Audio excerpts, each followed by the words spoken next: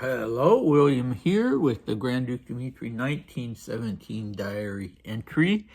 So let's see, it's a Wednesday here, the 5th of November, and I posted the last video on a few days ago on Saturday. So let me know if you prefer to return to the one a day or if this is working well. Meanwhile, we are now moving forward chronologically for the moment. So the last video was the 1st of October. This is Monday, the 2nd of October. Our recap, well, Dmitri described the donkey caravan that was necessary to move all kinds of things, furniture and all the necessities of life from the winter quarters of the British legation from the summer quarters to the winter quarters in Tehran. And he had a visit from General Hartmann, who brought him a letter from General Baratov, and the two of them were, they weren't ordering him, Baratov wasn't, but they were pressuring him to move out of the British legation. And that did not work.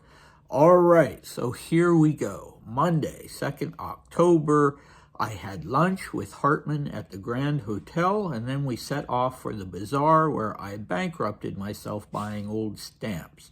I suddenly decided to start collecting that rubbish again. That same day, Hartmann dined with my hosts. I completely overlooked that on Sunday, 1st October, there was a big dinner at the Imperial Club on the occasion of the races. The Marlings and I were invited to the dinner par les Romeros. I played some poker, but not for long. We danced more. I had a good time. There at the club, they have a huge baccarat game. I need to try my luck there. All right, and we have another short diary entry. Tuesday, 3rd October, I spent more time with Hartmann.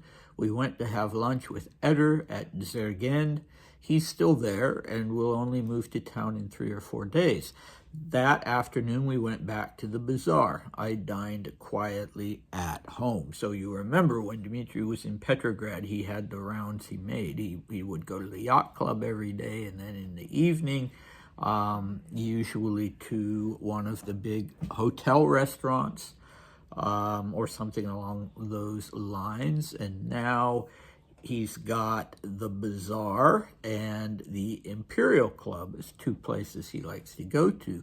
So stamp collecting was a lifelong, at intervals, with intervals, a lifelong pursuit of his. He seems to have done it in times when his life had kind of been disrupted and there was a lot of stress. So, for instance, here, obviously, with the revolution going on and himself in exile, and then the other time when it reemerges very strongly, whoops, just distracting the dog here.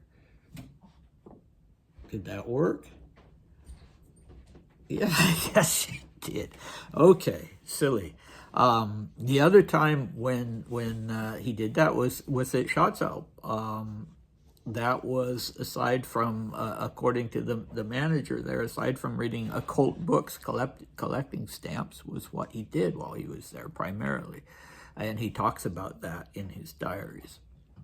So he must have spent a lot of money. Well, he'd had that recent gambling loss, and he says, I bankrupted myself buying old stamps. Oh, well. I wonder what happened to his stamps, because, you know, I know of 2 other Romanov collections.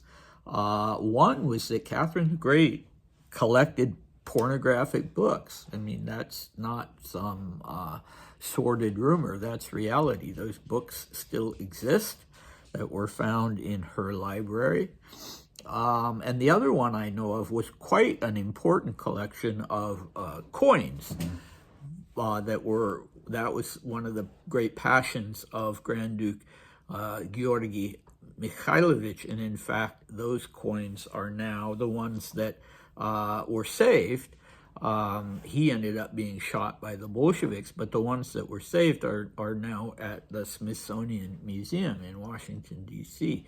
All right, so anyway, Dmitri seems also to have collected decorative boxes from time to time. All right, so the Imperial Club, I believe the building is still there. I should have looked that up. That was the social hub for Europeans in Tehran, but I don't think that non-Europeans were barred, because Dmitri would be quite surprised later when he got to India that in the English clubs there, social clubs, non-Europeans were indeed barred. But the Imperial Club, the president is the Spanish envoy, Romero, and there are Russian members, there are British members, so it's not just British. And I think, I think the doors were open to non-Europeans. So he mentions the races that we had him talk about in an earlier diary entry. And so that was the occasion of this dinner. Dmitri and the Marlings are invited. And he says that he played some poker, but he did more dancing than playing poker, which was probably good. Oh dear, look at the sun there. That didn't really help.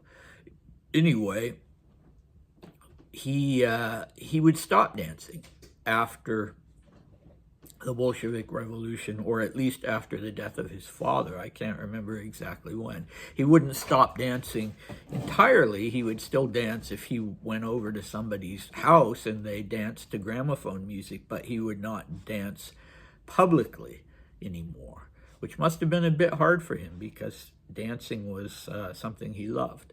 But anyway, at this point, only really days away from the Bolshevik Revolution, but he's still dancing at the club. And then we have this remark. They have a huge baccarat game. I need to try my luck there. Well, no, my friend, you do not. But he will. He's not getting my advice from the 21st century, and even if he did, I have a sense that he would ignore it.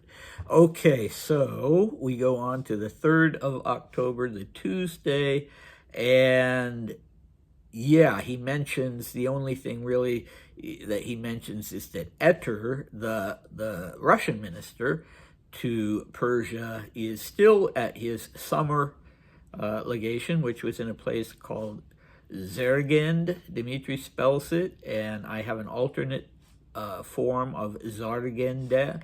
I don't know, but Etter was staying another 3 or 4 days and then would be in Tehran, and so would be part of the social scene there. And what else? Well, you remember from last time, he was very, very happy. He even said overjoyed that Hartmann was in town, even though Hartmann brought a little pressure to bear. But yeah, next time is rather dramatic. He starts out the diary entry by saying that he's had a moral breakdown. He uses the English form breakdown, and he did. And there was a big fall, the big gambling-related fall, and that plunged him into debt.